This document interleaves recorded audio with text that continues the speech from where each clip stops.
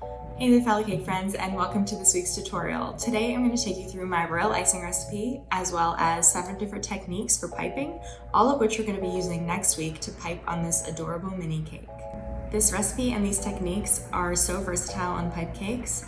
If you know how to mix and match them, the possibilities are endless, and they are so much easier to use than molds. If you don't want to miss more of my tutorials, don't forget to subscribe right down there. And when you're ready to pipe, give me a big thumbs up, take a deep breath, and let's get to the tutorial.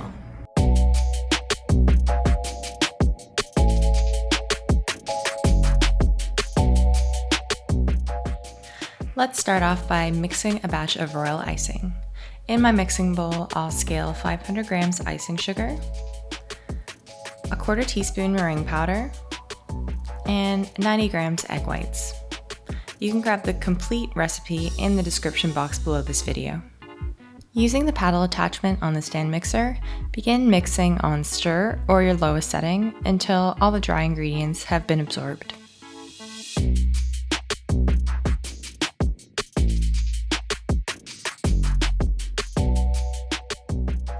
Scrape down the bowl and continue to whip, this time on speed number 5, and you'll allow it to whip for 14 minutes.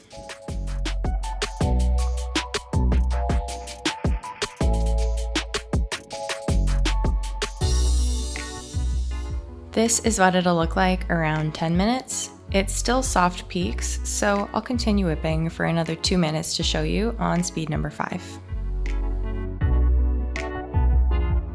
This is at 12 minutes. You can see it's now medium peaks, and I'll continue whipping for another 2 minutes. After 14 minutes, you can see my royal icing has reached stiff peaks and is now ready for piping.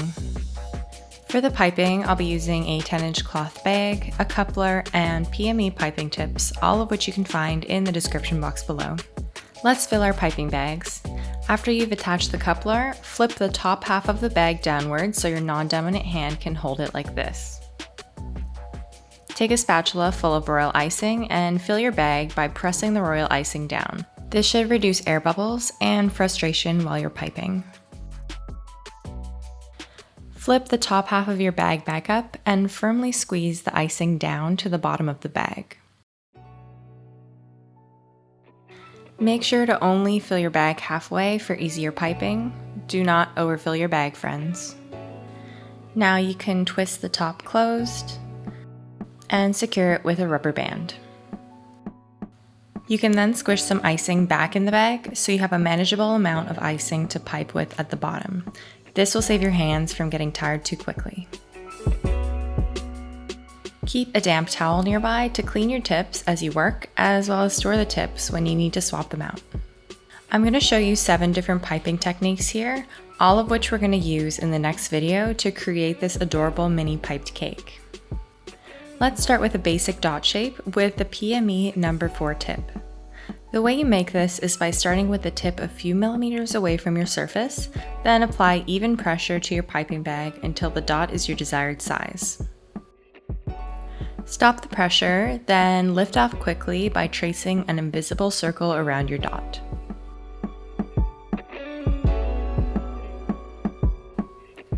Try to keep the pressure even as you're piping, so your dots are around the same size and they stay nice and round and plump.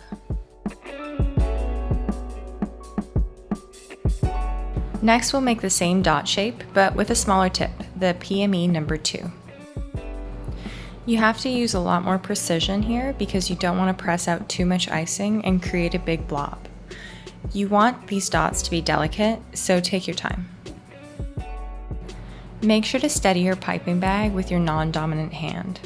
This will keep it from shaking or moving around as you pipe your precise dots. These smaller designs take lots of practice, so don't get discouraged. Just keep going and you'll improve. Next, we'll do some simple shells with the PME number 5 tip. These ones you'll be adding pressure at the beginning to create a plump end on one side, then decreasing your pressure slowly and completely stopping as you pull away. Keep your tip at a 45-degree angle in the direction you're piping while you make this design. Keep these shells fairly rounded and don't elongate them too much. They should be delicate and small shells.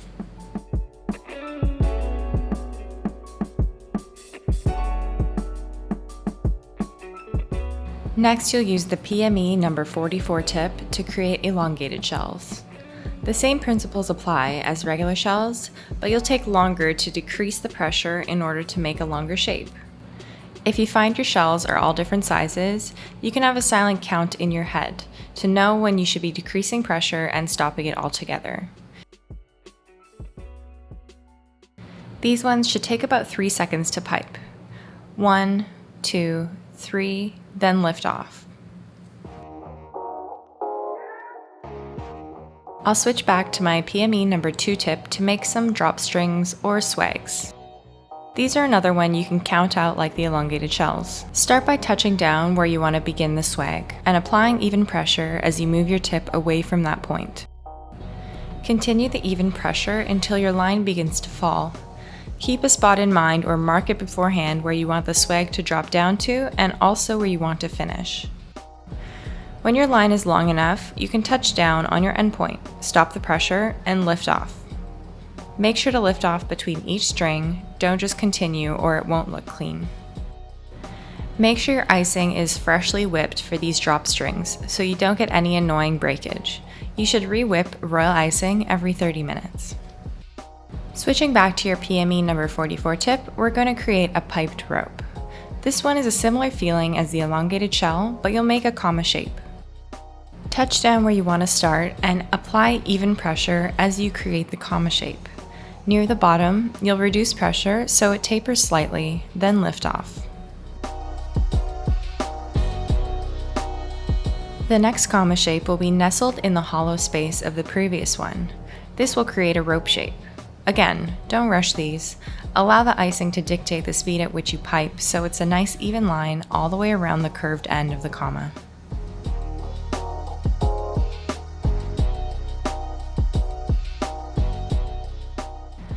Last, we'll be using the PME number 8C tip to make a star. This one is very simple. Just touch down and add pressure to your bag, allowing the closed star tip to create ruffles as you slowly lift off. Make sure you stop the pressure completely when you want to lift off so the stars stay rounded. There are your 7 piping skills to practice, and in the next video I'll show you how to put them all to work creating this beautiful mini piped cake.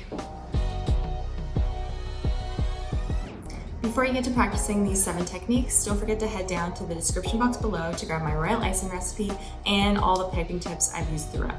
Comment below and tell me if you're going to give piping a try. And then don't forget to subscribe, give me a big thumbs up, and share it with a friend who would enjoy it. Thanks for watching, and I will see you in the next video.